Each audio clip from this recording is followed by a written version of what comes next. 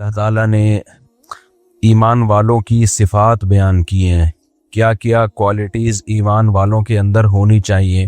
اگر وہ کوالٹیز ان کے اندر نہیں ہیں تو اس کا مطلب وہ ایمان والے نہیں ہیں۔ جب بھی میں یہ آیتیں پڑھتا ہوں مجھے ایک چیز کا بہت زیادہ خیال آتا ہے کہ مذہبی لوگوں کی ایک الگ سے عجیب سی پہچان بن چکی ہے، اور چند رسومات ہیں جن کو نام دیا گیا ہے کہ یہ مذہب ہے۔ چند رسومات کو دیکھو، غیر مسلموں کی کوئی رسومات نہیں ہوتی، جو غیر مسلم سے میری مراد جو ایتھیسٹ ٹائپ کے ہوتے ہیں اور جو ملحد ہوتے ہیں یا لبرل ٹائپ کے ہوتے ہیں، ان کے کسی مہینے کے ساتھ کوئی رسم نہیں ہے۔ ان کا دعویٰ یہ ہے کہ ہم انسانیت پہ بلیو رکھتے ہیں، انسانیت، ہیومینٹی، کہ انسان کے لیے اچھا ہو۔ اسلام نے بھی اسی کو فوکس کیا الحمد سے لے کے والناس تک، لیکن اسلام نے اس کو بہت مضبوط انداز میں بیان کیا ہے۔ ہوائی نعرے نہیں لگائے ہیں اسلام نے، ہوائی باتیں نہیں کی ہیں کہ بس انسانیت انسانیت، بلکہ اسلام نے بتایا کہ اسلام نام ہے ریلیشن کا، اللہ سے تمہارا ریلیشن مضبوط ہو کیونکہ اس نے تمہیں بنایا ہے، اس کے تم پر احسانات ہیں، پھر انسانوں کے ساتھ تمہارا ریلیشن مضبوط ہو۔ اس ٹاپک پہ تو میں کئی بار بات کر چکا ہوں، مختصر کر کے آگے چلتا ہوں کہ تمہارا انسانوں سے ریلیشن مضبوط ہو، اور پھر انسانوں میں سب سے پہلے آپ کے والدین ہیں، آپ کے بیوی بچے ہیں، آپ کے بہن بھائی ہیں، پڑوسیوں کے حقوق دیگر لوگوں سے زیادہ ہیں، جو آپ کا ہم سفر ہے اس کے حقوق دوسروں سے زیادہ ہیں۔ پھر حقوق میں یہ بھی ہے کہ آپ کی وراثت آپ کے جو بلڈ ریلیشن ہے ان کو ملے گی، خونی رشتوں کو ملے گی وراثت۔ پھر نان نفقہ کس کا کس کے اوپر ہے، جو سیکولر لوگ ہیں وہ سارا بس گورنمنٹ پہ ڈالتے ہیں، ایسا نہیں ہے اسلام میں۔ آپ کا بھائی معذور ہے تو گورنمنٹ کے ذمہ نہیں ہے اس کو پالنا، آپ کے ذمہ اس کو پالنا۔ وَعَلَى الْوَارِثِ مِثْلُ ذَلِكَ، قرآن نے صاف آرڈرز دیے ہیں، احکام دیے ہیں، تو یہ بھی تو انسانیت ہی ہے نا۔ لیکن آپ حیران ہوں گے مذہبی طبقے کا جو میجورٹی اس وقت ہے، اس طبقے میں آپ کو چند رسومات نظر آئیں گی۔ مثال کے طور پر محرم میں کالے کپڑے، ربیع الاول میں بتیاں لگانا، حلوے مانڈے اور کچھ اپنے پروگرام کرنا، پھر 40واں آتا ہے محرم کے بعد، سفر میں جو 40واں آتا ہے اس پہ چھٹی، وہ چند اپنی رسومات ہیں، اس میں کچھ پروگرامز ہوتے ہیں۔ یعنی مختلف قسم کے پروگرامز کا نام اسلام بن چکا ہے، کچھ مذہبی رسومات کا نام۔ حالانکہ آپ الحمد سے لے کے والناس تک قرآن اٹھاؤ، خدا کی قسم لا الہ الا اللہ، انسانیت کے علاوہ کچھ ملتا ہی نہیں ہے آپ کو اس میں۔ وہ انسانیت آج مارکیٹ میں شارٹ ہو رہی ہے، وہ ختم ہو رہی ہے انسانیت۔ وجہ پتہ ہے کیا ہے؟ انسان بننے کے لیے انسان بننے کے لیے اپنی خواہشات کو قربان کرنا پڑتا ہے، اور خواہشات مذہبی رسومات کو ادائیگی پہ مجبور کرتی ہیں آپ کو۔ وہ رسومات جو مذہب نے نہیں بتائیں، جو ہماری پیدا کرنا ہے، وہ مزہ آتا ہے انسان کو انٹرٹینمنٹ چاہیے، تفریح چاہیے۔ اگر اسے آپ فلموں ڈراموں سے، گانوں بجانوں سے روک دو گے تو مذہب ہی میں انٹرٹینمنٹ تلاش کرے گا، پھر وہ مذہب ہی میں تفریح تلاش کرتا ہے۔ اب مذہب میں تفریح تلاش کرنے کے لیے اس کو مذہب کا لیبل لگانا پڑتا ہے۔ بھائی آپ کوئی کنسرٹ کر رہے ہو، کوئی میوزیکل شو کر رہے ہو، ہے تو یہ بھی تفریح، لیکن آپ اس میں مذہب کا لیبل لگا سکتے ہو؟ بولو، نہیں لگا سکتے۔ آپ ویسے ہی حلیم پکا کے کھا رہے ہو، مذہب کا لیبل لگا سکتے ہو؟ نہیں لگا سکتے۔ تو مذہبی لوگ بیچارے کہاں جائیں گے؟ ان کی تو زندگی اندھیری ہو جائے گی۔ تو انہوں نے کیا کیا؟ مذہب کے لیبل لگا کے انٹرٹینمنٹ کا ایک سامان، جیسے قوالی ہے، انٹرٹینمنٹ ہے۔ کاکڑ دنہ ہوتا ہے نا قوالی میں بیان میں کہتا ہوں نا کاکڑ دنہ ہونا چاہیے۔ اس پہ کیا مطلب کاکڑ دنہ کا؟ قوالی جب چلتی ہے سلولی شروع میں مزہ نہیں آتا، بورنگ ہوتے ہوتے پھر وہ جوش میں آتا ہے، پھر کاکڑ دنہ ہو جاتا ہے، ڈنگ ٹڑک ڈنگ کر کے شروع ہو جاتا ہے حساب کتاب، پھر مزہ آنا شروع ہوتا ہے، پھر لوگ جھومتے ہیں، ناچتے ہیں، ہے وہ بھی انٹرٹینمنٹ۔ لیکن اس انٹرٹینمنٹ میں کیا ہے؟ کوئی اہل بیت کی تعریف ہوگی، یا خدا کی حمد و ثنا ہوگی، یا پیغمبر کی صلی اللہ علیہ وسلم کی تعریف ہوگی۔ تو اب ہے انٹرٹینمنٹ، لیکن اس میں مذہب کا تڑکا لگانے کے لیے وہی میوزیکل پروگرام ہے، وہی میوزیکل شو ہے، وہی ہلنا جلنا ہے، تھرکنا ہے، جو انسان چاہتا ہے کہ تھوڑا سا کچھ مستی ہونی چاہیے۔ لیکن مذہب کا تڑکا لگانے کے لیے اس پہ اہل بیت کی تعریف ڈال دی، نبی کی تعریف ڈال دی، یا اللہ کی حمد و ثنا ڈال دی، تاکہ اس کو مذہب کا لیبل بھی لگ جائے اور مزہ بالی ووڈ والا آ جائے۔ مزہ کون سا ہے؟ وہی جو گانے بجانے اور تھرکنے میں آتا ہے۔ آج مذہب اسی چیز کا نام رہ گیا ہے۔ آپ تبلیغی جماعت کے بزرگوں کو جا کے دیکھو، کوئی زندگی میں اس طرح کی انٹرٹینمنٹ نہیں ہے۔ آپ کو ایسا لگے گا دنیا میں سب سے زیادہ خوش کے لوگ ہیں، یہ خوش کے لوگ ہیں، لیکن راتیں زندہ ہیں تہجد سے، اشراق، اوابین، دعائیں، تلاوت، نماز، روزے۔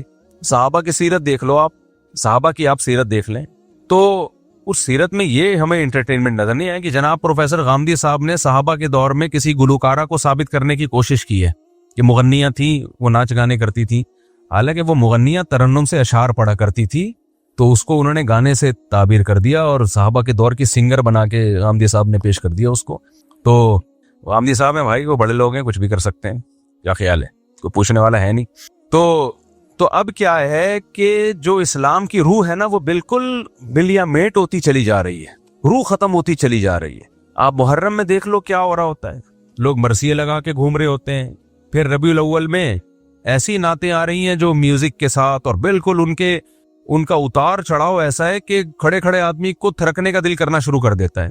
وہی اپنی ٹھڑک جو بالی ووڈ کی تھی وہ نعت لگا کے، بریلویوں میں بھی بہت سے علماء اس کے خلاف ہیں، میں کسی مسلک کو برا نہیں کہہ رہا، بہت سے بریلوی علماء خود کہتے ہیں کہ یہ غلط ہے یہ نعتوں کا یہ اسٹائل، لیکن اس کے پیچھے جذبہ کیا ہے؟ انٹرٹینمنٹ.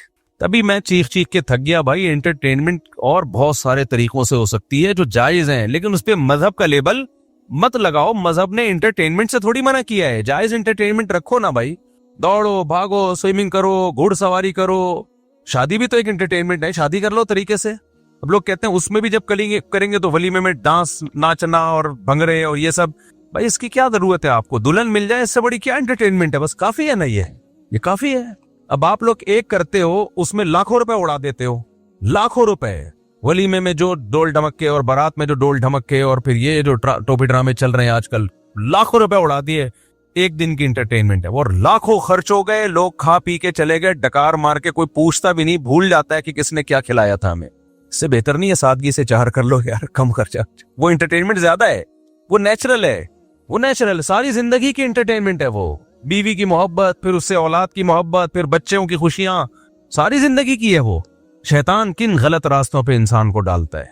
اور اگر وہ انٹرٹینمنٹ کرنی ہے تو مذہب کا لیبل تو نہیں لگاؤ بھائی اس کے اوپر، مذہب کا لیبل تو نہیں لگاؤ.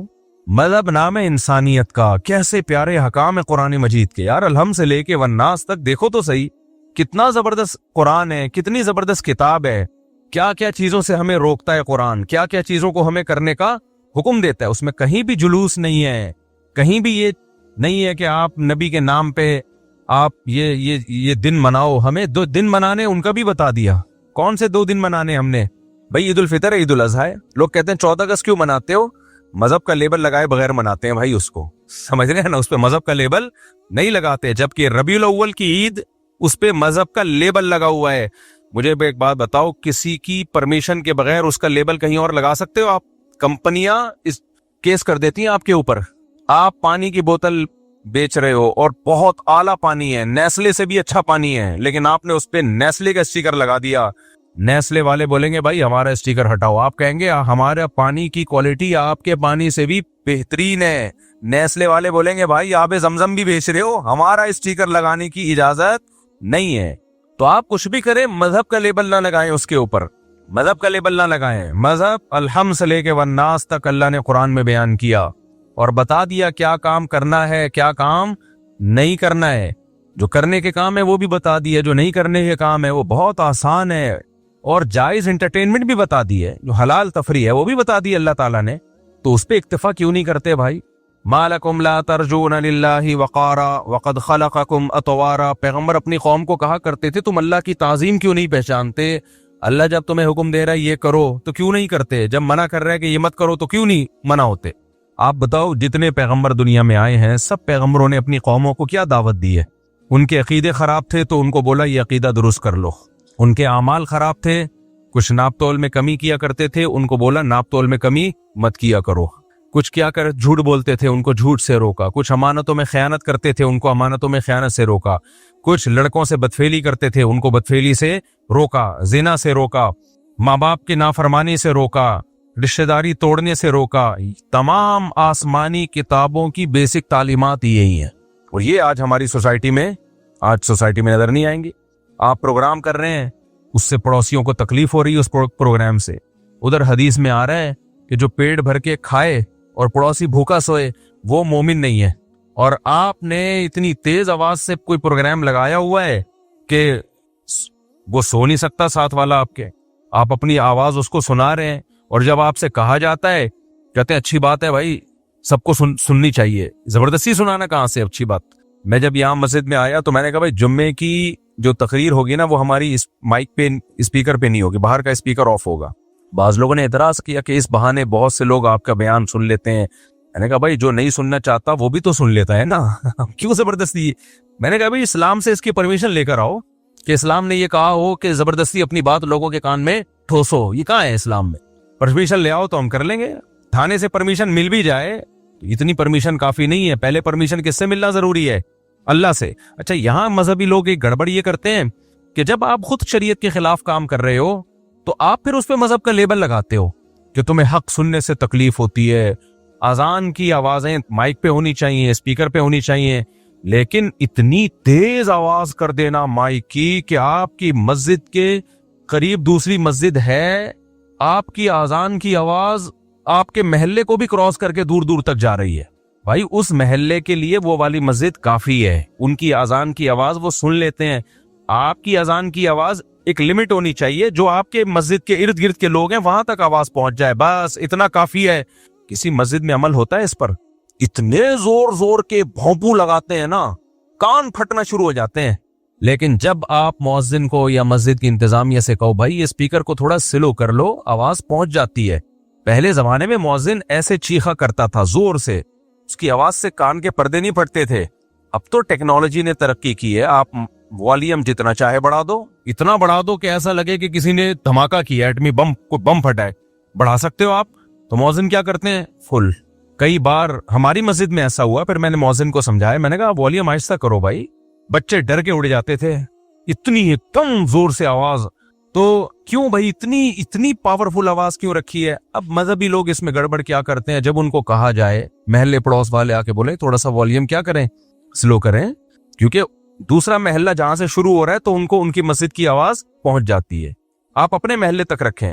تو پتہ ہے کیا جواب ہوگا؟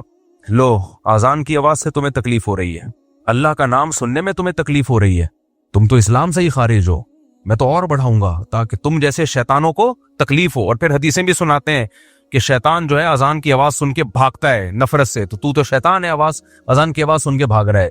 اب یہ آپ قرآن و سنت کا ناجائز فائدہ اٹھا رہے ہو, یہ آپ کیا کر رہے ہو؟ قرآن و سنت کا غلط فائدہ. اسی طرح مؤذن بہت لمبی لمبی اذانیں بھی دیتے ہیں, یہ بھی غلط ہے. اتنی لمبی اذان, اللہ دیکھو کھینچنے کی تو کوئی انتہائی نہیں ہے. لفظ اللہ پہ مد نہیں ہے, لفظ اللہ پہ مد. ہم نے مفتی رشید احمد صاحب رحمہ اللہ تعالیٰ کے یہاں میں نے 7-8 سال اذان دی ہے. حضرت نے کہیں لفظ اللہ کو ایک الف سے زیادہ کھینچ لیا نا, جیسے اللہ اکبر, یہ تھا ہماری اذان کا طریقہ. پھر دوبارہ اللہ اکبر, بس. سمجھ میں آ رہی ہے بات؟ اگر کسی دن میں نے یوں کھینچ لیا نا اللہ اکبر, حضرت نیچے اترتے تھے. اللہ کیوں, کیا دلیل ہے اس کی؟ ہم کہتے تھے ساری دنیا میں ہو رہی ہے, ایسے ہی ہو رہی ہے. فرماتے تھے کہ کیا دلیل کیا ہے, دلیل سے بات کریں, مد تو نہیں ہے اس کے اوپر. ہم کہتے تھے, بعض قاری کہتے ہیں یہ مد تعظیم ہے. کا پھر اس کا اینڈنگ پوائنٹ کیا ہے اس تعظیم کا؟ کھینچتا ہی رہے سارا دن, سانس کے تجربے کرتے رہے یہاں بیٹھ کے.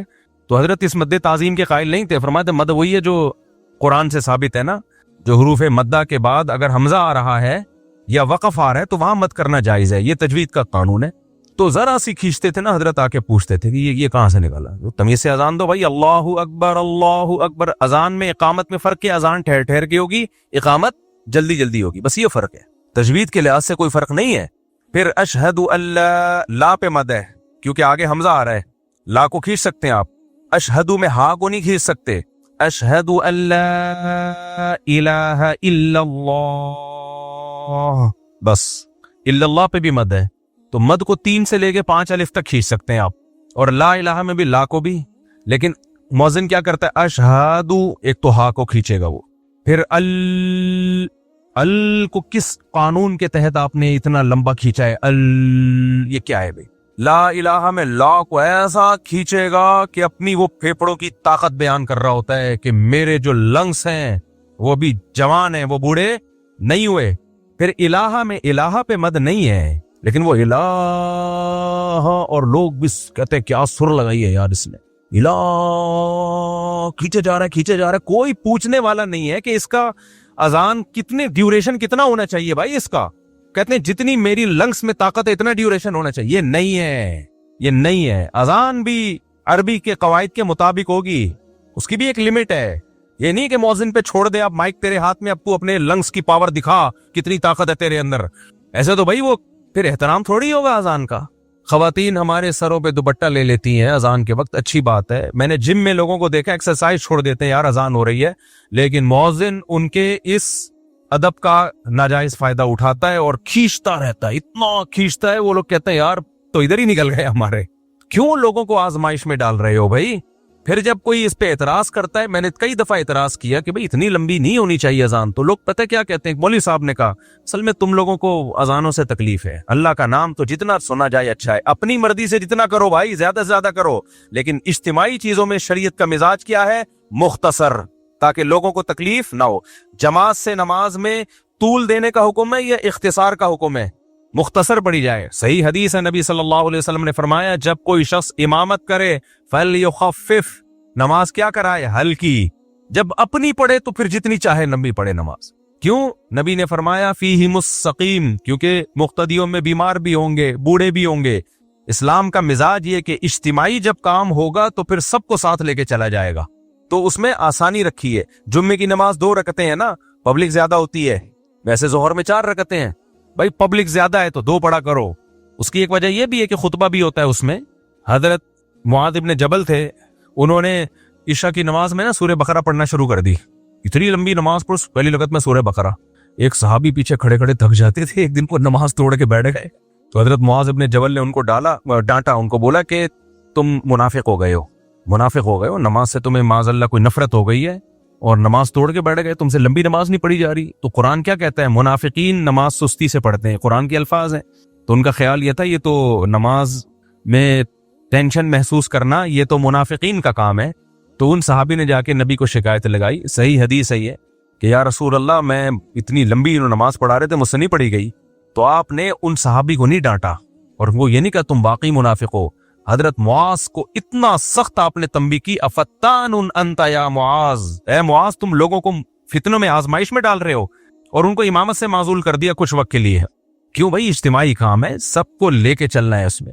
دیکھو نبی صلی اللہ علیہ وسلم نے فرمایا مجھے اگر میری خواہش تھی کہ عشاء کی نماز کو تاخیر سے پڑھا جائے, 1/3 رات تک اس میں تاخیر کی جائے, لیکن امت میں مشقت کا خوف ہے, اتنی دیر تک لوگوں کے لیے جاگنا مشکل, اس لیے جلدی پڑھنے کا حکم دیا. کیوں, اپنی طور پہ پڑھ لو بھائی, آپ اپنے طور پہ آپ پڑھ لیں. تو دوسرا اصول ہے, وہ اصول فقہ کا قرآن و سنت ہی سے اخذ کیا گیا ہے کہ جب کسی مسئلے میں ابتلا زیادہ ہوتا ہے تو اس میں خود بخود آسانی ہو جاتی ہے. ہم جو کہتے ہیں نا جھینگا کھانا جائز نہیں ہے, لیکن کچھ ممالک ایسے ہیں جہاں حنفی رہتے ہیں لیکن ان کی صدیوں سے کھاتے آ رہے ہیں, وہاں ان کو اس اختلاف کا فائدہ دیا جاتا ہے کہ اب بھائی ان سے چھڑوانا بہت مشکل ہے, چلو یار اختلافی مسئلہ ہے, چلو بھائی ٹھیک ہے, بجائے اس کے کہ حرام کہہ کے وہ سب ساری قوم تھوڑی حرام کھائے گی, تو گنجائش اختلاف سے یہ فائدہ ہوتا ہے. تو جب بھی کوئی معاملہ اجتماعی نوعیت کا ہوتا ہے تو شریعت کا مزاج کیا ہے کہ اس میں آسانی پیدا کی جائے. آپ نے فرمایا اپنی نماز جتنی چاہو مختصر پڑھو, لمبی پڑھو. اب اپنی تو ٹک ٹک ٹک کر کے چل رہی ہوتی ہے اور نماز میں لمبی گھسیٹ رہے ہیں. اچھا, بعض اماموں نے ایک اور کام شروع کیا ہے, اس پہ کلپ بنا لیا کریں, اچھے اچھے ٹاپنگ ہے یہ. میں دیکھ رہا ہوں تو ہمارے چینل سے کوئی ڈھنگ کا کلپ نہیں آ رہا ہوتا, دوسرے دن نکال کے چلا رہے ہوتے ہیں. ایک اور اہم چیز ہے یہ ائمہ کرام کے سمجھنے کی. بعض امام یہ کرتے ہیں کہ پورے سال نماز میں اپنا قرآن دہراتے ہیں, یہ بھی غلط ہے. آپ اپنا قرآن الگ سے دہرا لو. کہتے ہیں ہم فجر میں شروع کریں گے الحم سے لے کے پھر الف لام میم, اور پھر پورا پڑھتے وہ کہتے ہیں پورے سال میں ہمارا نماز میں قرآن ختم ہو گیا. بھائی آپ پبلک کو اس کے لیے تختہ مشق نہ بنائے, پبلک کو سنت قرات جو عام معمول ہے نبی صلی اللہ علیہ وسلم کا, جس کی صحابہ اور احادیث سے تاکید ہے. اجتماعی نظم میں اپنا نہ دیکھے کہ میں نے اپنا قرآن دہرانا ہے. اجتماعی نظم میں آپ نے پبلک کی رعایت کرنی ہے, اور پبلک کی رعایت سنت قرات میں ہے. فجر میں طوال مفصل یہ سنت ہے, سورہ حجرات سے لے کے سورہ بروج تک, اور پھر ظہر میں بھی طوال مفصل, اور مغرب میں قصار مفصل یعنی سورہ بینہ سے لے کے سورہ ناس تک یہ صورتیں پڑھیں, اور عصر اور عشاء میں اوساط مفصل یعنی سورہ بروج سے لے کے سورہ بینہ تک. علماء کو پتہ ہے اس کی کیا تفصیل ہے. تو ایک بیلنس نماز ہوگی, اب مثال کے طور پر امام کہتا ہے کہ فجر میں ایکچولی مجھے تھکاوٹ بہت ہوتی ہے اور میں رات کو سوتا نہیں ہوں اور نائٹ ڈیوٹی ہے وغیرہ وغیرہ. کوئی کہیں پڑھانے جاتے ہیں مدرسے میں, کوئی نائٹ ڈیوٹی, کوئی چوکیداری ہو سکتی ہے, بعض دفعہ ہوتا ہے امام ہوتا ہے چوکیدار بھی ہوتا ہے, تو نائٹ ڈیوٹی ہے, کوئی بھی وجہ ہو, یا مجھے نیند نہیں آتی رات کو, تو فجر میں پڑھاؤں گا انا اعطیناک الکوثر اور دوسری رکعت میں قل هو اللہ احد, یہ پڑھایا کروں گا میں. اب لوگ آ رہے ہیں بھائی فجر میں تو طویل صورتیں پڑھنا سنت ہے, سورہ مزمل پڑھیں آپ, سورہ ملک پڑھیں, سورہ نون قلم پڑھیں, طویل صورتیں فجر میں پڑھنا سنت ہے. صحیح حدیث ہے حضرت عائشہ کی کہ بھئی فجر کی 2 رکعتیں ہیں ہی اس لیے کہ ان میں قرات زیادہ لمبی ہے. قرات اس میں کیا ہے, لمبی قرات کا حکم ہے. اور وہ کہتے چلو وہ مغرب میں لمبی پڑھ لوں گا, مغرب میں سورہ ملک پڑھوں گا پہلی رکعت میں, دوسری رکعت میں سورہ دہر پڑھوں گا, تو صحیح ہوگا یہ. اب اس سے کہا جائے یار تم یہ تو غلط ہے, تو سنت کے خلاف ہے. کہہ رہے بھائی میں مجبور ہوں, فجر میں تھکا ہوا ہوتا ہوں, مغرب میں فٹ فاٹ ہوتا ہوں. بھائی یہ آپ کا ہیڈ ایک ہے, آپ امام مت چھوڑ دیں. پھر اجتماعی نظم میں سب کو لے کے چلنا پڑے گا, پبلک کی رعایت کرنی پڑے گی آپ کو. آپ تھکے ہوئے ہیں یا نہیں, کبھی کبھار ہو گیا تو چلو ٹھیک ہے, نارملی یہ ٹھیک نہیں ہے. نارملی بھائی آپ فجر میں طوال مفصل لمبی قرات کریں گے, آپ مغرب میں آپ کیا کریں گے, مختصر قرات کریں گے, ظہر میں بھی لمبی قرات کریں گے آپ. کبھی کبھار ہوتا ہے تو چلو ٹھیک ہے. تو اجتماعی چیزوں میں پبلک کے حساب سے آپ کو چلنے کا حکم ہے, اپنے حساب سے چلنے کا حکم نہیں ہے. تو اس لیے جو ائمہ کرام نے ایک نیا کام شروع کیا ہے, وہ کیا کرتے ہیں کہ جی اپنا قرآن مکمل کر رہے ہیں. اس سے لوگ سنت قرات سے بھی محروم ہو رہے ہیں. اس سے جو نماز مختصر ہونی چاہیے وہ بعض دفعہ لمبی ہو رہی ہوتی ہے, جو لمبی ہونی چاہیے وہ مختصر ہو رہی ہوتی ہے. امام صاحب بعض دفعہ اٹک بھی رہے ہوتے ہیں, پیچھے سے لوگ لقمے دے رہے ہوتے ہیں. بھائی کیا کر رہے ہو یار تم. اب دیکھو مسجد میں جب تراویح کی نماز ہو رہی ہو, مسجد میں تراویح کی نماز, تو تراویح کی نماز میں کیا ہے, پورا مہینہ میں قرآن ختم کیا جائے تاکہ بیلنس رکعتیں ہوں, تمام قسم کی پبلک پڑھ سکے. اب کسی قاری کو کہہ رہے نہیں میں 6 روزہ تراویح پڑھوں گا تاکہ میرا قرآن ختم ہو جائے, اور مجھے بہت سارے مصروفیتیں کام ہیں تو میں 10 روزہ پڑھوں گا. 6 روزہ پڑھ لیں آپ, گھر میں پڑھ لیں آپ, ٹھیک ہے نا. آپ تمبو لگا کے الگ سے پڑھ لیں, شادی ہال میں پڑھ لیں. مسجد جو محلے والوں کی مسجد ہے اس میں سب کی رعایت کی جائے گی. اس میں 27ویں کو یا 29ویں قرآن ختم ہوگا تاکہ سب لوگوں کا. اب اس میں بھی بعض امام یہ کر رہے ہوتے ہیں کہ جی ہماری مسجد میں 6 روزہ ہوگی, 10 روزہ ہوگی. بھائی آپ اپنے گھر میں کرو, کیونکہ باقی لوگوں نے جو تراویح پڑھنی ہے وہ پھر قرآن سے محروم ہو جائیں گے. ہر آدمی کے تپڑ نہیں ہے وہ 10 روزہ تراویح پڑھے یا 6 روزہ تراویح پڑھے, اس کی ٹانگیں جواب دے جاتی ہیں, وہ پھر قرآن سے محروم ہو جاتا ہے. تو یہ ایک مزاج ہے اسلام کا. یہ میں اتنی ساری مثالیں اس لیے دے رہا ہوں تاکہ اسلام کا مزاج سمجھ میں آئے, اور کہ اجتماعیت میں لوگوں کی رعایت آپ کو کرنی پڑے گی. تو اسی میں اذانوں کا بھی ہے بھائی. یہ جو مؤذنین بہت زیادہ اذانیں کھینچتے ہیں, تو میں اذان کا بتا رہا تھا, اشہد اللہ الہ, الہ میں الہ نہیں ہے, الہ الا اللہ, آگے لفظ اللہ کو کھینچ سکتے ہیں کیونکہ وقف آ رہا ہے آگے. اشہد ان محمد رسول اللہ میں کیا غلطی ہوتی ہے, اشہدو میں ہا کو پہلے کھینچیں گے, پھر ان اس کی بھی کوئی اینڈنگ پوائنٹ نہیں ہے, انا ہے بھائی, بس اتنا کافی ہے, اتنا ہی ہے اسلام میں. انا نہیں ہے, پھر ان گھمائے گا بہت اونچا نیچا کرے گا اس کو, انا بس. پھر آگے محمدن, محمد میں میم پہ تشبیہ ہے. تو اب یہ نہیں کہ محمد, یہ کس اصول کے تحت. تو مؤذنین کہتے ہیں بھائی اذان کے کوئی اصول نہیں ہوتے, جس طرح سے خوبصورت بن رہی ہے بناؤ. نا نا نا نا نا, یہ تو پھر کوئی اور کسی اور طرح سے اس میں چاشنی ڈالنے کی کوشش کرے گا, کوئی اور طریقے سے. اذان عربی زبان میں ہے, تو جو کلام جس زبان میں ہوتا ہے اسی کے قواعد اور ضابطوں کا اس میں خیال کرنا پڑتا ہے.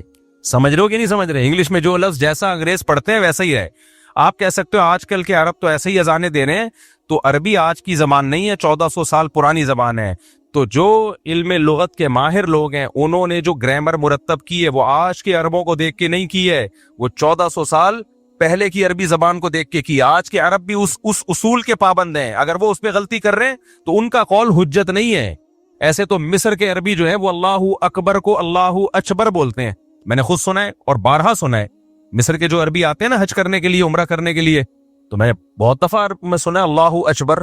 اب آپ کو کیونکہ وہ بھی تو عرب ہیں, تو بھائی وہ عرب ہیں, لیکن آج ان کے لب و لہجے سعودیہ والوں کے بھی چینج ہو چکے ہیں, مصر والوں کے بھی چینج ہو چکے ہیں, مسقط والوں کے بھی چینج ہو چکے ہیں. تو وہ بھی پابند ہیں کہ جب قرآن اور سنت والی عربی بولیں گے تو وہ ان اصول اور ضابطوں کے پابند ہوں گے, ان اصول اور ضابطوں کے وہ پابند ہوں گے. تو अशहदु अन्ना खींचते चले जाते हैं, मुहम्मद कोई एंड नहीं है, वही अपने लंग्स की ताकत बता रहा होता।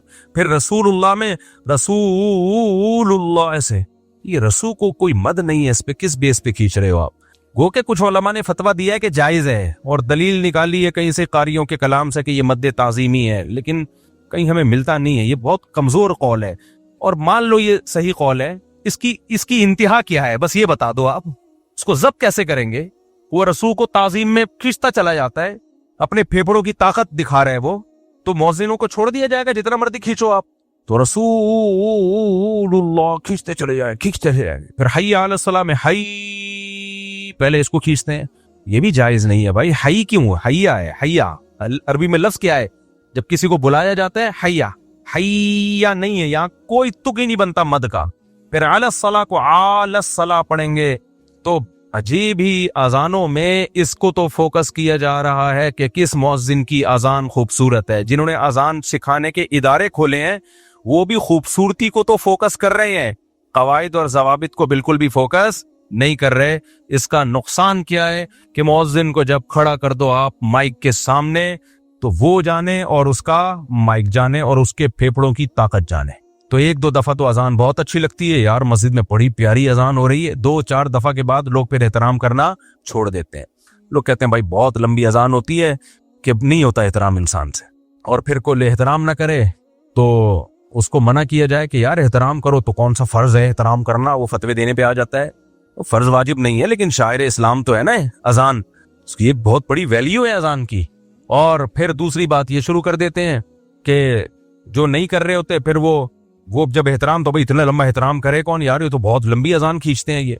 जब उनको समझाया जाए, हाँ, फिर लोग कुछ फतवा लगा देते हैं। वो कहते हैं यार अजान तो मुख्तसर दिलवाओ, तो कहते हैं लो तुम्हें अल्लाह के नाम से नफरत है। तो भाई ये शरीयत का आप यूज क्या कर रहे हो? गलत यूज। मैं जहाँ पहले रहा करता था, मैं खुद बहुत लंबी अजान देता था, फिर मुझे तंबी की मुफ्ती रशीद अहमद साहब ने, तो मैंने वो छोड़ दी लंबी अजानें। तो वहां भी यही था, मैं अजान देता था, लोग बड़ी तारीफ करते थे, बहुत खींचता था मैं, बहुत लंग्स की ताकत पूरी लगा के ना, इतना ज़म्बी अजान।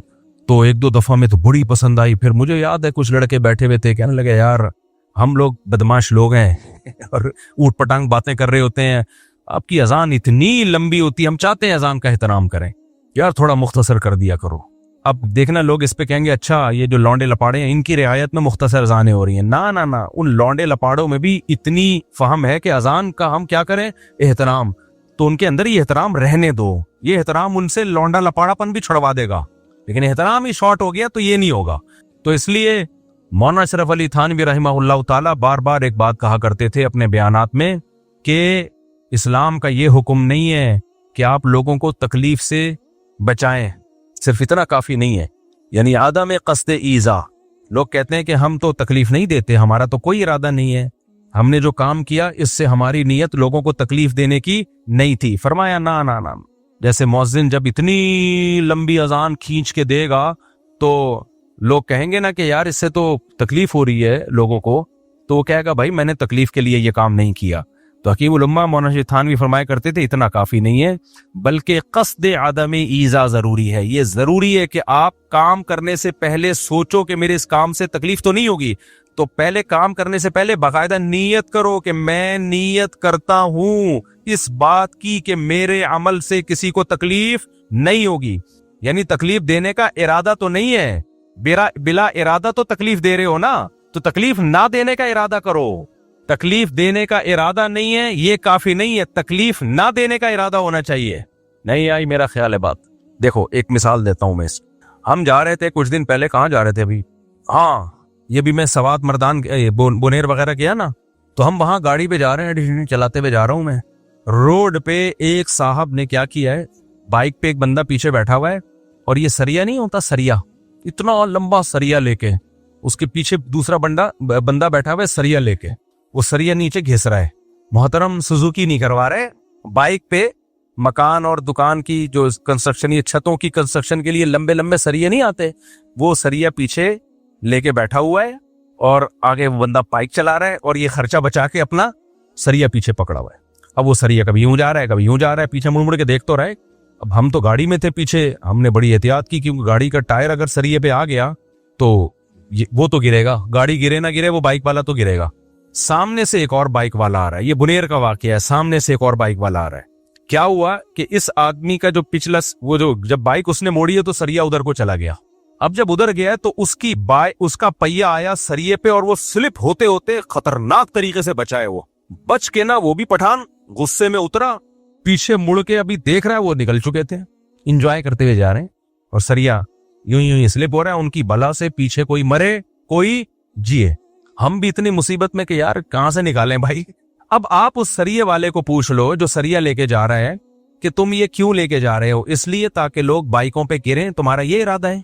क्या गाड़ियों के टायर इसके ऊपर आए, तुम्हारा भी सर फटे या किसी और का सर फटे, तुम्हारा ये इरादा है? तो वो क्या कहेगा, नहीं भाई हम इसलिए नहीं लेकर आए कि हम लोगों को बाइकों से गिराएं, लोगों के सर फाड़ें, हम इतने बुरे नहीं, हम मुसलमान हैं, हम सब ने कलमा पढ़ा है ला इलाहा इल्लल्लाह और ये दीन हमारे अंदर मुहम्मदुर रसूलुल्लाह नबी के तरीके पर ये दीन कैसे आ जाए और हम सब क्या हैं, मुसलमान हैं। तो मैं क्यों इरादा कर सकता हूं? तो भाई फिर ये बाइक पे क्यों लेके जा रहे हो? भाई मेरा इरादा तकलीफ पहुंचाने का नहीं है, पैसे बचाने का है। तो इतना काफी नहीं है, आपका इरादा तकलीफ पहुंचाने का नहीं है, लेकिन बिला इरादा आप तकलीफ पहुंचा रहे हो। वो एक बाइक वाला तो हमने देख लिया जो स्लिप होते होते बचा है, वो पीछे मुड़ के देखा तो वो इतनी जा चुके थे, वो कहां जाता उनके पीछे, फिर कर क्या लेता? वो दो थे और उनके पास सरिया भी था, ये कर क्या लेता? और वही सरिये से उसका सर फाड़ना था, कर क्या लेता? तो उसने भी उसी दुआ शुक्र अदा किया, चलो बच गया ना, चलो निकल लो भाई अब। और ये तो हमने देख लिया, पता नहीं कितने ऐसे होंगे और हो सकता है आगे जाके कोई गिर भी गया हो, लेकिन आए दिन ये कराची में भी आप देख लो ये होता है। तो ऐसे मौके पे अगला क्या कहता है, आप जब उसको पकड़ेंगे, भाई मेरा इरादा किसी बाइक वाले को गिराने का नहीं है, तो भाई शरीयत में ये नहीं है कि तकलीफ देने का इरादा नहीं था, काम से पहले आपको तकलीफ ना पहुंचाने का इरादा करना है। आप जब बाइक पे सरिया लेके बैठे तो आप सोचो, आप पहले इरादा करो, मैं इरादा करता हूं कि मैं ये जो बाइक पे सरिया लेके घर तक जा रहा हूं, मैं इरादा करता हूं कि मेरे इस अमल से किसी को तकलीफ ना हो। तो अगला कहेगा आप जब ये इरादा कर रहे हो तो भाई ये काम ऐसा है जिससे लाजमी तकलीफ होगी। ये ऐसे ही जैसे कोई कहे चरस पीने से मैं ये इरादा करता हूं कि नशा ना हो, भाई होगा नशा, लिहाजा चरस छोड़नी पड़ेगी आपको। शराब पीने से आप इरादा कर रहे हो, आपने शराब पी, नशा हो गया, टुन घूम रहे हो। अब कोई कह रहा है कमबख्त ये तो हराम है, आप कह रहे हो मैंने शराब नशे के लिए नहीं पी है, वो तो मैंने शराब की नीयत की थी, नशे की मेरी नीयत नहीं थी। तो हम क्या कहेंगे, भाई जब भी कोई चीज पियो, पीने से पहले नीयत करो कि मैं बाकायदा इरादा कर रहा हूं कि इस चीज के पीने से नशा ना हो, और चूंकि इस चीज के पीने से नशा होगा लिहाजा अब ये चीज पी नहीं सकते आप। तो बाइक पे जब आप ऐसे सरिया लेके जा रहे हो, इससे लोगों को तकलीफ होगी, आप कितनी एहतियात करो। वो हम तो बहुत एहतियात कर रहे हैं, भाई बेहतियाती हो सकती है कि नहीं हो सकती? हो सकती है बेहतियाती। और इतना कंट्रोल किसका होता है कि वो अचल में ये लेके निकलते हैं कि लोग खुद कंट्रोल करेंगे, क्योंकि लोगों ने भी तो अपनी जान बचानी है, जैसे हम कंट्रोल कर रहे थे। हालांकि मैं अगर अपनी गाड़ी उसके सरिये पे चढ़ा देता, मेरा कुछ भी नहीं बिगड़ना था, वो दोनों लेटे हुए होते। गाड़ी को कौन घसीट सकता है भाई, वो दोनों लेटे हुए होते। हमारी गाड़ी पे तो लोड भी बहुत था, उन दोनों ने लेट जाना था और बल्ली डाल देनी थी। मुफ्ती साहब आए, बुनेर और दो बंदे कुचल के चले गए, दो बंदे मार के चले गए। फिर गाड़ियां भी जल रही होती हैं, ये तो देखते ही नहीं है कि बाइक वाले की गलती है या किसकी गलती है, ट्रक वाले की गलती है, ये सब हमारी सोसाइटी में देखा ही नहीं जाता। और ये मैं भुगत चुका हूं। मैं गाड़ी में रिवो में जा रहा था तो एक साहब ने ब्रेक लगा दी, मैं बहुत मुसीबत से मैंने गाड़ी रोकी और बच गया मैं। तो उसमें एक बाइक वाला ना बीच में, वो तो घुसते हैं बाइक वाले बीच में, वो झूलते झूलते ना ऐसे नहीं, रक्सो सुरूर की महफिलें लगा दी उसने। अबे तू बीच में क्यों घुसा हुआ है नालायक?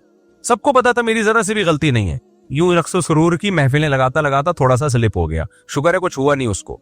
पीछे एक अंकल बाइक पे ना मेरे पीछे, उन्होंने मुझे पहचाना नहीं, क्या रोको इसको। तो वो 4-6 आदमी और आए, रोको। जब मुझे देखा तो उन्होंने सॉरी वॉरी तो फिर भी नहीं की, बस चले गए कि चलो छोड़ो यार।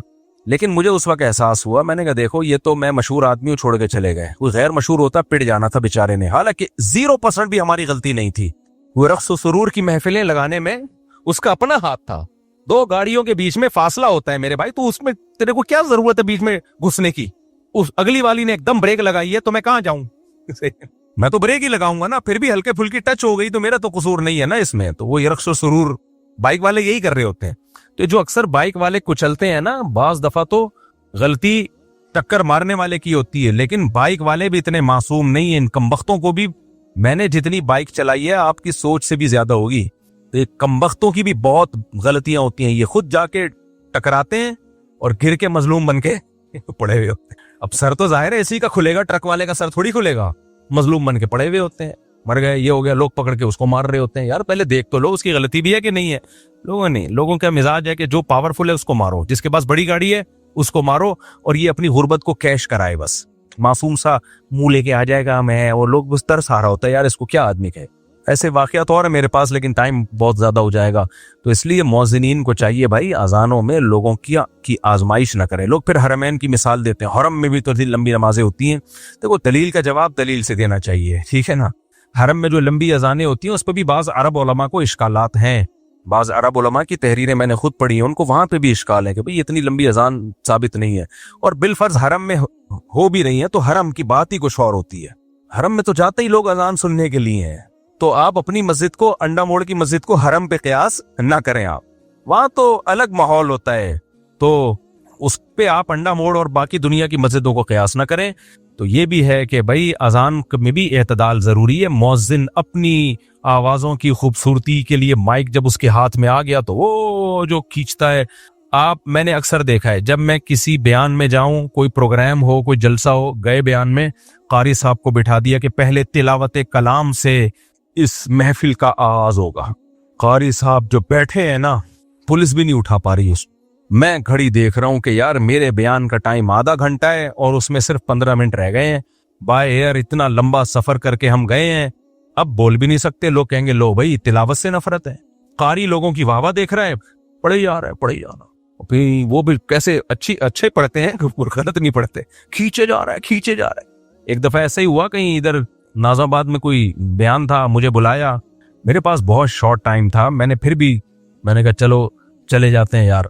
मैं चला गया, बुखारी साहब को बिठाया, वो मेंबर ही नहीं छोड़ रहा, वो पढ़े जा रहा है। फिर मैंने बीच में टोक दिया, मैंने कहा भाई बस स्टॉप।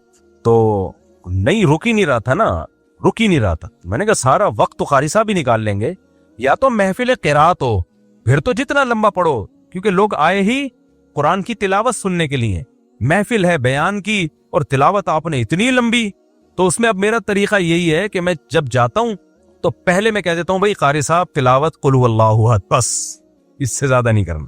बाकी फिर जब हमारा मूड होगा हम आपको बुलाएंगे, लंबी तिलावत हम आपसे सुनेंगे। नात वाले भी ये कर रहे होते हैं, लंबी नात शुरू कर देंगे, इतनी लंबी नात, ये सब। अच्छा, लोग भी तकलीफ में होते हैं, तो ये भी तो ईज़ाए मुस्लिम है, किसी को तकलीफ देना है, लेकिन इस तकलीफ पे लेबल अच्छा लगाए, बुरा लेबल लगाए, अच्छा लेबल। कुरान सुना रहे हैं भाई, जबरदस्ती का सुनाना ये भी तकलीफ है। वो नहीं सुनना चाह रहा, आप क्यों जबरदस्ती सुना रहे हो उसको? तो इन तकलीफों को तकलीफ समझा ही नहीं जाता हमारी सोसाइटी में। एक और मसला, जब बात चल पड़ी है तो मिसालें ही देता रहता हूं ना मैं तो वो मिसालें देता हूं जो हाजिर सर्विस मार्केट में चल रही हैं, तकलीफ पहुंचाने की, लेकिन उनको तकलीफ नहीं समझा जाता। मुझे ये बहुत भुगतना पड़ता है। कहीं बयान में बुलाया मेरे बयान के लिए, अब लोग मेरा नाम सुन के आए, वरना वो नहीं आते। बहुत से लोग ऐसे होते हैं जो भाई हमें लाइक करते हैं, हमारा नाम यूज होगा तो आएंगे, नहीं होगा तो नहीं आएंगे। बाज लोग किसी और को लाइक करते हैं तो वहां मेरा नाम ले लो तो वो नहीं आएंगे। ये तो हर मशहूर जो शख्सियत होती है उसके साथ ऐसा होता है। अब आपने लेबल लगा दिया जी मुफ्ती तारिक मसूद साहब का, तो हमारे जितने भी फैन फॉल थे वो सारे इकट्ठे हो गए, पूरे शहर से आ गए कि मुफ्ती साहब सुभान अल्लाह, मुफ्ती उनका ख्याल में। अब वो जो कंपेयरिंग कर रहा है ना, होस्ट है कम बहुत 1.5 घंटे का वो बयान कर देता है। वो कहता है आज मुझे अपना मंजन बेचने का मौका मिल रहा है, इतनी पब्लिक इकट्ठी हुई है, ये वैसे तो सुनेगी नहीं, आज अपना मंजन बेचो। और कैमरा भी लगा हुआ है और उसकी तस्वीर मेरे साथ और वीडियो, तो लोग भी कहते हैं को बहुत पहुंचे हुए हैं भाई। मुफ्ती साहब का बयान 15 मिनट का हुआ और हजरत जी का 1.5 घंटे का, जबकि लोग जमाइयां ले रहे होते हैं और बेजार आए हुए होते हैं। भाई तू हटे यार, लेकिन बोल नहीं सकते कुछ। बहुत दफा होता है मेरे बयान से पहले थका देते हैं लोगों को। बाज मुल्कों में ऐसा हुआ, मैं गया बयान के लिए, देखा थक के ना लोग चूर हो चुके हैं। अभी रिसेंटली कनाडा में ऐसा हुआ, बयान के लिए जब मैं गया हूं, मजमा बहुत है, मैं बैठा हूं तो लोग थके हुए ना, बिल्कुल कोई उनके चेहरों पे रौनक नजर नहीं आ रही, बोर हो रहे हैं। मुझसे तो फिर बयान नहीं होता जब मैं लोगों का चेहरा देखता हूं थका हुआ है। मैंने कहा यार हुआ क्या है? पता चला जी 1.5 घंटे से मंजन बिक रहा था एक साहब। ये भी तो ईज़ाए मुस्लिम है या नहीं है? मुझे भी तकलीफ दी और पब्लिक को भी, जिसको सुनने आए थे उसको। एक लिमिट होती है ना इंसान की। कोई मिजाहिया प्रोग्राम हो ना, कोई हंसी मजाक वाले, वो भी 1-1.5 घंटा बहुत ज्यादा। उसके बाद उस फिल्में नहीं चलती ज्यादा। कोई 3 घंटे की फिल्म अगर 6 घंटे की बना दे कोई, लोग कहेंगे भाई दुनिया में और भी हम है। गाने नहीं चलते, फिल्में नहीं चलती, चर्स हीरोइन की महफिलें नहीं चलती, चरसी भी थोड़ी देर में अपने बरसाती नाले से निकल के बाहर आता है कि यार बहुत पी ली, अब थोड़ा सा कुछ और काम करो, बाहर देखो दुनिया में क्या हो रहा है। क्या ख्याल है? हीरोइन जी जो बैठे होते हैं ना बरसाती नालों में, वो भी बोर होके कहाँ निकलते हैं। हालांकि वहां कितना एंटरटेनमेंट का सामान होता है, वहां चांद भी है, मरीख भी है, वहां वो खलाई शटल में बैठ के कहाँ कहाँ घूमते हैं, कहकशाएं देख के आते हैं, और बड़े बड़े सपने होते हैं उनके। बरसाती नाले से निकले तो दुनिया अंधेरी, फिर भी निकलते हैं, फिर भी वहां से बाहर निकलते हैं। हजरत अब्दुल्ला बिन मसूद थे या हजरत अबू हुरैरा, साहबी का नाम मैं भूल गया, रज़ी अल्लाहु अन्हुमा, उनसे किसी ने कहा कि आप हमें रोज क्यों नहीं बयान करते, आप रोज, वो जुमेरात के दिन मजलिस लगाया करते थे कूफा में वाज़ो नसीहत की, उन्होंने कहा आप रोज बयान किया करें। तो अब्दुल्ला बिन मसूद ने फरमाया कि मैं इसलिए रोज बयान नहीं करता कि हमारे नबी भी वक्फे वक्फे से बयान किया करते थे, क्योंकि खशियत अन तमल्लु औ कमा काल, इस खौफ से कि तुम उकता ना जाओ। नसीहत सुन सुन के भी इंसान उकता जाता है, हर वक्त ही बातें बातें बातें, नसीहत, ये नहीं करो वो करो, ये अच्छा है ये बुरा है, हर वक्त आदमी, इससे भी वो इंसान की तबीयत में उकताहट है, लामहदूद सलाहियत नहीं है इंसान की, उकता जाता है वो, फिर नसीहत असर करना बंद। बाज माँ बाप की आदत होती है हर वक्त बच्चों को नसीहतें करते रहते हैं, हर वक्त नसीहत का प्रोग्राम, बेटा ऐसे नहीं करते, बेटा ऐसे करते हैं, बेटा ऐसे नहीं करते, बेटा ऐसे करते हैं, बेटा ऐसे नहीं करना चाहिए, बेटा ऐसे है। तो बच्चा कहते हैं मेरे अब्बा का बस ऑटोमेटिकली घर में आता ही ऑटो पे आ जाते हैं, बटन दब जाता है और नसीहत के प्रोग्राम कैसेट की तरह, तो उस बच्चे पे नसीहत असर करना खत्म। भाई कभी कभार अच्छा लगता है, एक दफा बिठा के समझा तो बेटा ये वॉशरूम में जब बाहर निकलते हैं पानी अच्छी तरह बहा के आते, दूसरे को मत दिखाओ। मुझे तो एक दफा मेरे बड़े भाई से चमाट पड़ा था, मुझे हमेशा याद रहे। छोटा बच्चा था, वॉशरूम गया, पानी बहाया था, लेकिन वॉशरूम में लोग पानी बहाने का मतलब क्या होता है कि कहीं दूर तक भी असरात नजर ना आए उसके। लोग समझते हैं सिर्फ, अभी मैं क्या डिटेल में जाऊं, भाई ऐसा गायब करो मार्केट से लगे कोई थक गया ही नहीं यहाँ सदियों से, ऐसा होना चाहिए सफाई। तो मैंने इस तरह सफाई नहीं हुई थी, मुझे याद है मैं बाहर निकला, मेरे बड़े भाई गए और वापस आके मुझे यूं करके कमर पे एक दबा के पटाख करके एक ट्रेडमार्क जो है ना उन्होंने छाप दिया।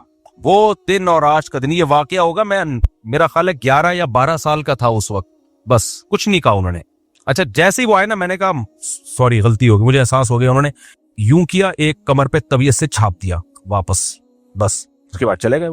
वो दिन आज का दिन, मुझे इस अमल से इतनी शदीद नफरत है, कोई वॉशरूम में जाए और अपने कुछ भी निशानात छोड़ के आ जाए, बहुत गलाजत है यार। ये इनका आखिरत पर ईमान ही नहीं है, वो तो इसी किस्म की बातें निकालते रहते हैं। कचरा था इंसान और मर के कचरा होके खत्म हो जाएगा। लेकिन जिनका आखिरत पर ईमान है, उनका लाइफ स्टाइल दूसरों से बहुत मुख्तलिफ होना चाहिए। हर जब है ईमान तो भाई फिर ये कैसा ईमान है कि जुम्मे के दिन जुम्मे की नमाज पढ़ ली, अपना यानी जो कल्चर में जो चीज आ रही है बस उसको फॉलो किया। अगर आखिरत है तो भाई ये फिर बहुत बड़ी हकीकत है, क्योंकि इसमें नेक लोगों का ठिकाना जन्नत और बुरों का ठिकाना जहन्नम की आग है। फिर ये दुनिया मुसाफिर खाना है, ये असल नहीं है। फिर यहाँ के गमों को हद से ज्यादा महसूस करना ये जहालत और हमाकत है।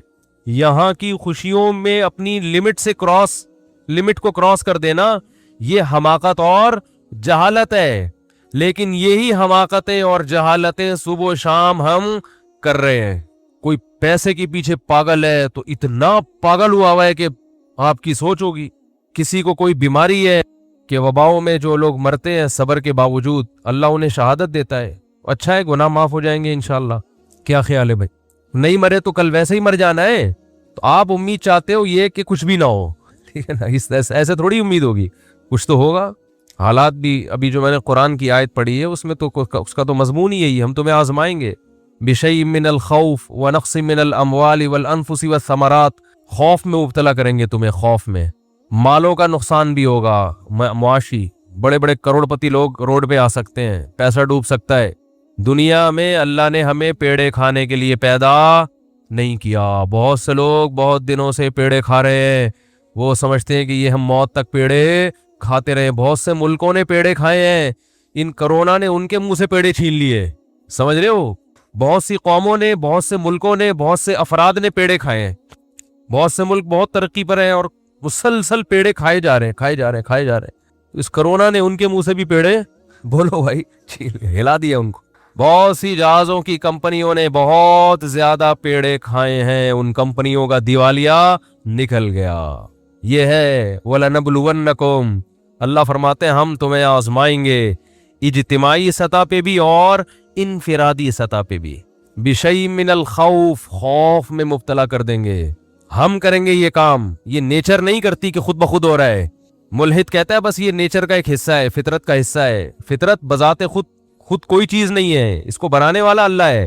بِشَيْءٍ مِّنَ الْخَوْفِ وَالْجُوعِ, بھوک بھی مسلط کریں گے, معاشی نقصان. وَنَقْصٍ مِّنَ الْأَمْوَالِ وَالْأَنفُسِ, مال کا نقصان, جانوں کا نقصان, انسانی ہلاکتیں ہوں گی.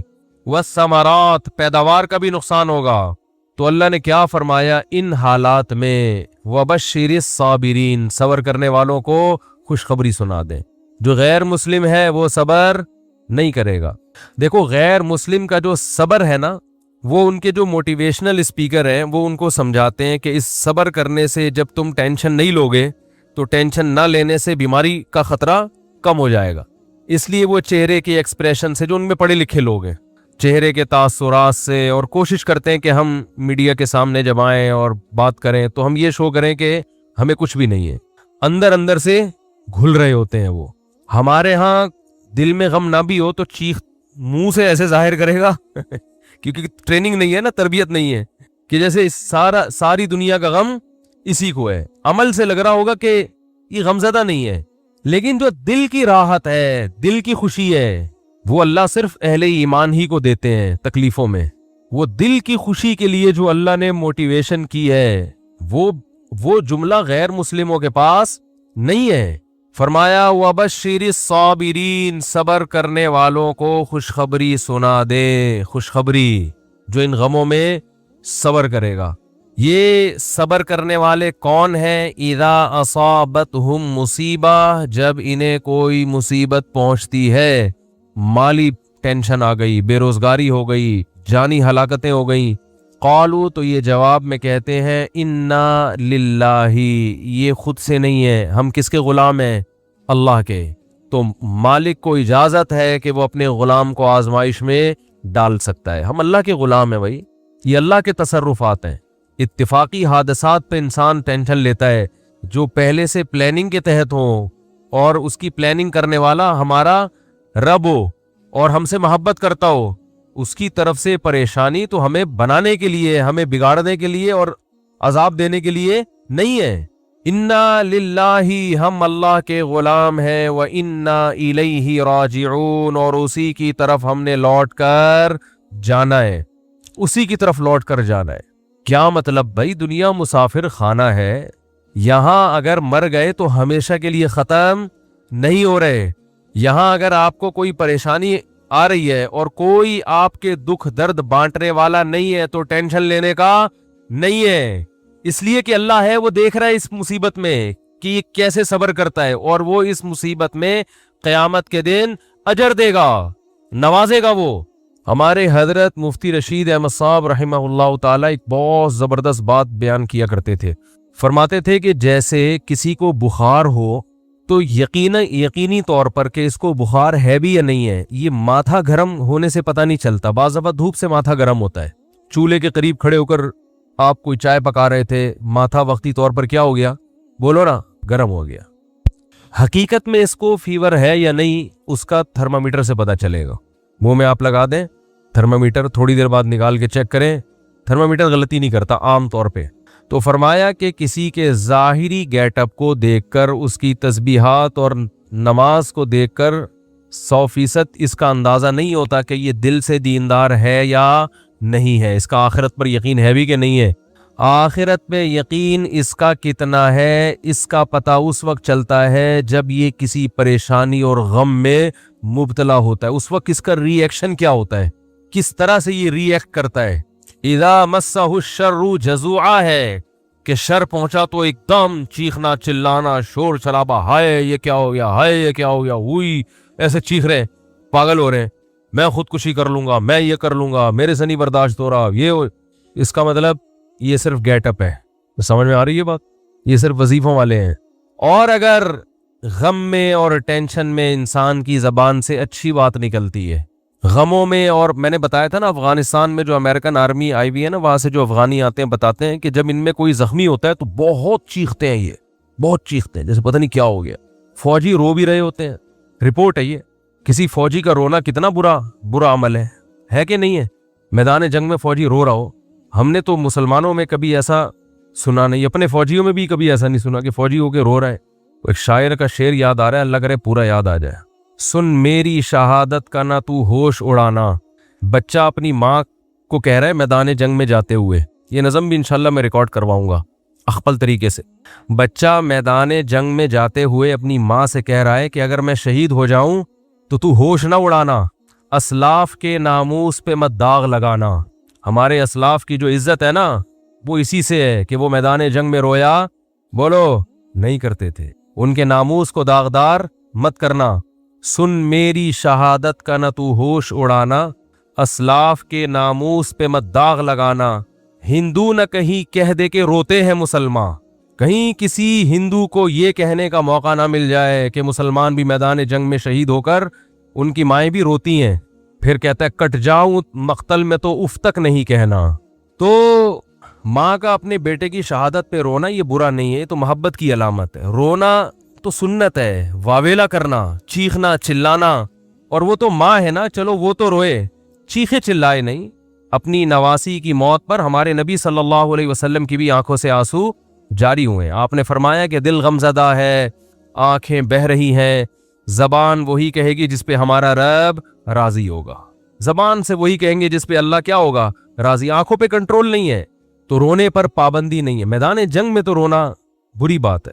تو وہاں جو افغانی لوگ بتاتے ہیں کہ جو امریکن سے لڑنے والے لوگ ہیں ان کے جب گولی لگتی ہے تو ان کا ریئیکشن الگ انداز سے ہوتا ہے. امریکن کے جب لگتی ہے تو وہ پاگلوں کی طرح عجیب سے چیخ رہے ہوتے ہیں, چلا رہے ہوتے ہیں, وہی کیا ہو گیا.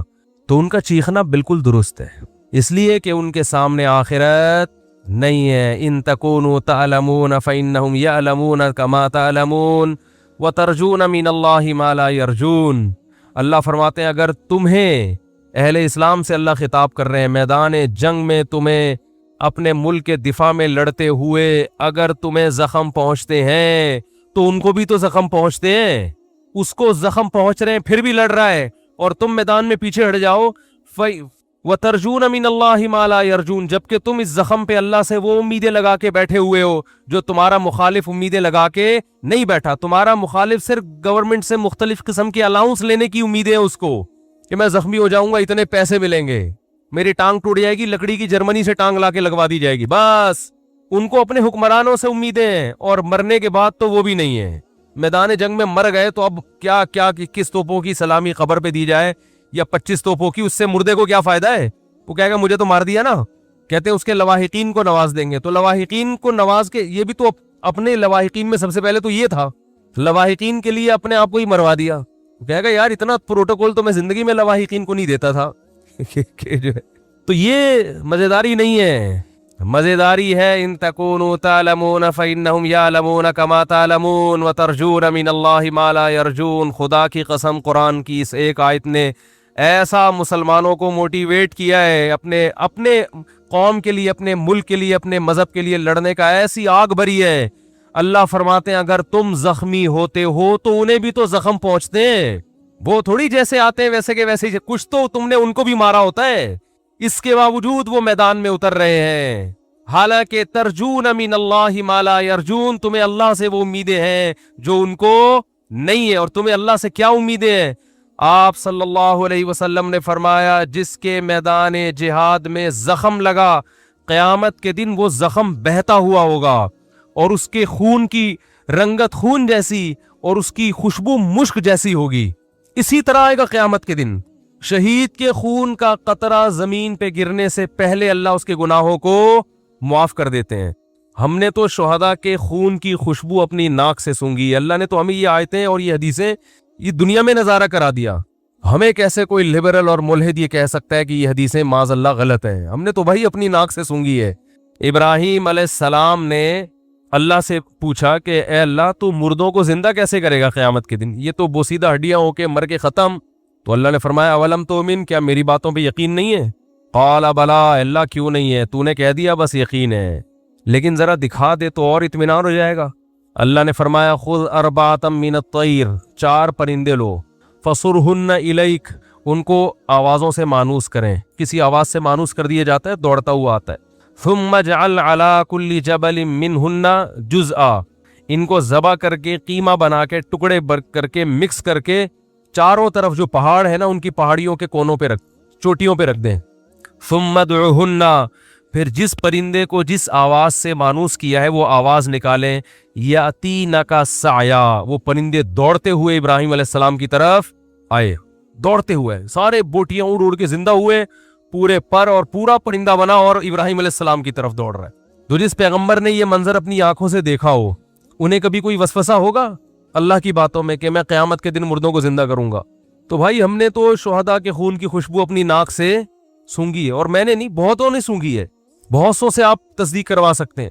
اس میں ڈرامے بھی ہوتے ہیں، میں مانتا ہوں، آج کل تو جو مر رہا ہے خوشبو آ رہی ہے، تو اس میں جو کرامتیں ہوتی ہیں نا، اس میں جھوٹی خبریں بہت پھیلتی ہیں، لوگ اپنے بڑوں کو سے عقیدت میں غلو کی وجہ سے ان کو بہت اوپر چڑھا دیتے ہیں، لیکن جو مشاہدہ ہے اس کا تو انکار نہیں ہو سکتا، ہم نے تو خود مشاہدہ کیا، اور ایک کا نہیں کیا ہے، بہت سو کا کیا ہے۔ تو وبشر الصابرین، میں عرض کر رہا تھا کہ تھرمامیٹر کیا ہے کہ جب کوئی پریشانی آتی ہے تو کیا کرتے ہیں؟ صبر۔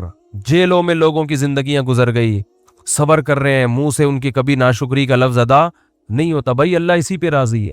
آج آپ دیکھیں کسی خاتون کے چھوٹے بچے کا انتقال ہو جائے، کیسا چیختی چلاتی ہیں، ایسا روتی پیٹتی ہیں، ایسا ڈپریشن، ایسی سٹریس۔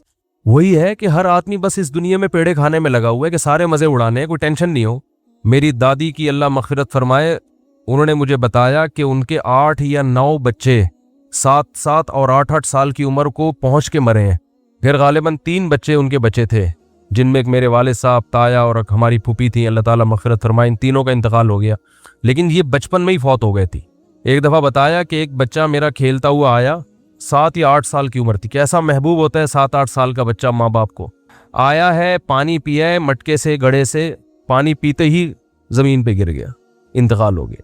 لیکن ان کا صبر کیسا تھا، بس روتی تھی، ما قدر اللہ، جو اللہ کی طرف سے مقدر ہے۔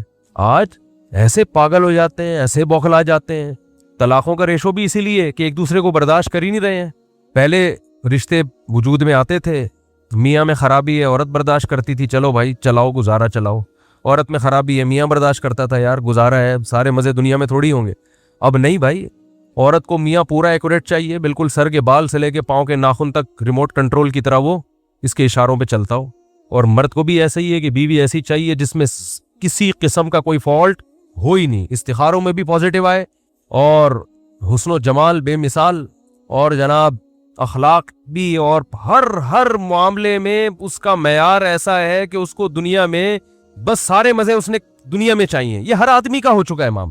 او بھائی تھوڑا سا دنیا کو آڑا ترچھا کر کے چلاؤ، کنڈکٹر سے عبرت حاصل کرو نا، بار بار کہتا ہوں، بس جتنی بھی بھری ہوئی ہو، کنڈکٹر بس کو چھوڑ کے بھاگتا نہیں ہے کہ یار سیٹ نہیں مل رہی تو میں کہاں بیٹھوں، سارے تو پیسنجر چڑھ گئے، صبح سے شام لٹک لٹک کے، ناظم آباد سے لانڈی، لانڈی سے ناظم آباد، ہوتا ہے کہ نہیں ہوتا؟ لٹک لٹک کے جائے گا، کہ اگر رات کو سوئیں گے آرام سے، کوئی مسئلہ نہیں ہے، پاؤں رکھنے کی، انگوٹھا رکھنے کی جگہ نہیں ہے، مگر ایک دروازے سے چڑھے گا، سب سے کرایہ لے کے دوسرے سے اتر جائے گا۔ اسے کبھی ٹینشن ہوئی یار یہ کیا مسئلہ ہے یار، جگہ ہی نہیں ہے، سب لوگ عزت کے ساتھ سفر کر رہے ہیں، اور وہ باس جو ہے وہ تو ڈرائیونگ کی سیٹ پہ بیٹھا ہوا ہے مزے سے، اور میری حالت دیکھو یار، مجھے تو جگہ ہی نہیں مل رہی، جاؤ میں نہیں جا رہا۔ وہ کہتے کوئی بات نہیں یار، پیسے جب آئیں گے نا جیب میں اتنے سارے، تو اڈے پہ رات کو سوئیں گے آرام سے۔ پھر ان کو نیند بھی ٹائٹ آتی ہے، ان کو جگہ نہ بھی ملے بس کی چھت پہ سو جاتے ہیں، یہ ریڑیوں پہ سو جاتے ہیں، میں نے دیکھے ہیں، جگہ نہیں ملی، ریڑی لگی ہوئی ہے، کوئی پھل والا اپنی ریڑی چھوڑ کر چلا گیا، صبح دوبارہ سے پھل ڈالوں گا، 2-4 گلے سڑے سیب رہ گئے تھے، سائڈ پہ لگایا، سو گئے، طبیعت سے سوتے ہیں مزے سے۔ وہ ٹینشن برداشت کر رہا ہے کہ بھائی پیسہ آ رہا ہے، تو بھائی ہم اور آپ بھی برداشت کر لیں کہ اجر آ رہا ہے، اللہ کی طرف سے ثواب مل رہا ہے، آخرت میں ذخیرہ ہو رہا ہے۔ رسول اللہ صلی اللہ علیہ وسلم نے ارشاد فرمایا، ان اللہ اذا احب قوما ابتلاہم، اللہ تعالیٰ جب کسی سے محبت کرتے ہیں اسے آزمائش میں ڈال دیتے ہیں، ایسا بھی ہوتا ہے۔ فمن صبر فلہ الرضا، پھر ان آزمائشوں میں جو صبر کرتا ہے اللہ اس سے راضی ہو جاتا ہے، کہتا آزما لیا۔ پیغمبروں کو جو اللہ نے آزمایا تو کیسے خطابات دیے، نعم العبد، ایوب علیہ السلام کے بارے میں فرمایا کیا خوب بندہ، ساری زندگی بیماریوں میں گزر گئی, ایک لفظ زبان سے ناشکری کا نہیں نکلا. نعم العبد, یہ اللہ کی طرف سے القابات ملتے ہیں. جیسے ہم لوگ خطاب دیتے ہیں نا, کسی کو بہادری کا خطاب دے دیا, بہادر خان نام رکھ دیا, کسی کو حکیم الامہ کا نام ہم نے دیا, کسی کو قائد اعظم کا نام دیا, کسی کو مادر ملت کا نام دیا, مختلف قسم کے لقب ہم دیتے ہیں ان کی کارکردگی سے متاثر ہو کر. اللہ بھی دیتا ہے لقب. نعم العبد, کیا خوب بندہ, صحیح ہے نا, کیا خوب بندہ تھا میرا, صبر کی وجہ سے. وَإِذِ ابْتَلَىٰ إِبْرَاهِيمَ رَبُّهُ بِكَلِمَاتٍ, سورہ بقرہ. فرمایا اس وقت کو یاد کرو جب ابراہیم کو اس کے رب نے چند چیزوں میں آزمایا, وہ بھی آزمائشیں آئیں ان کے اوپر. فَأَتَمَّهُنَّ, ابراہیم ان آزمائشوں میں پورے نہیں اترے, کامیاب نہیں ہوئے, بہترین طریقے سے کامیاب ہوئے. اتمہن, بہترین طریقے سے ان آزمائشوں میں کامیاب ہوئے. کیسا آزمایا؟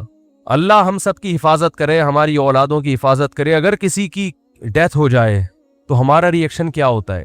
لیکن ابراہیم کو حکم دیا جا رہا ہے علیہ السلام کو, خود ذبح کرو اپنے ہاتھوں سے بچے کو. بتاؤ, اللہ کی طرف سے کسی کی موت ہو جائے, یہ بڑی آزمائش ہے. یہ باپ کو خود حکم دیا جا رہا ہے خود کاٹو گلا, یہ تو بہت بڑی آزمائش ہے.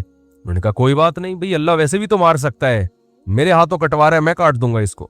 ان تمام آیات اور احادیث سے پتہ چلتا ہے کہ اللہ انسانوں کو اپنا غلام دیکھنا چاہتا ہے, اور غلامی کی صورت میں ہی دیکھنا چاہتا ہے. کہ فنڈر بننے کی کوشش بولو مت کرو, فنٹر نہ بنو.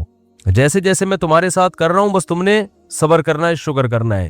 ہاں, خود سے آزمائشیں اللہ سے نہ مانگو, خود سے ایسے کام نہ کرو جس سے آزمائشیں تم پر آئیں, یہ پھر اللہ کی مدد بھی نہیں ہوتی.